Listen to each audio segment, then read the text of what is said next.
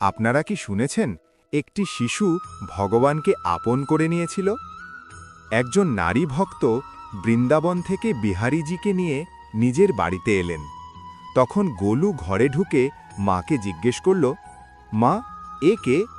মা বললেন, এ ভগবান, এই আমাদের মালিক। এরপর থেকে ঘরে যা কিছু রান্না হতো সবার আগে বিহারীজিকেই ভোগ দেওয়া হতো। আগে এসব জিনিস গোলুই পেত। এতে গোলু বিরক্ত হয়ে মনে মনে ঠাকুরজিকে কষতে লাগল। একদিন মা বললেন, গোলু, যমুনা থেকে কলসি ভরে জল নিয়ে আয়। যেতে যেতে গোলু বলল, খাওয়ার সময় তো তুমি আগে থাকো, কাজ করতে হয় আমাকেই। যমুনায় গিয়ে সে দেখল জলের মধ্যে বিহারীজি নিজেই দাঁড়িয়ে আছেন। বললেন, দে গোলু, আমি ভরে দিই। তিনি নিজেই কলসি ভরে বাড়ি এনে দিলেন। মা এসে দেখলেন ঠাকুরজির কাপড় ভেজা। তিনি গোলুকে বকলেন। পরদিন আটা পেশার কাজেও একই ঘটনা হল।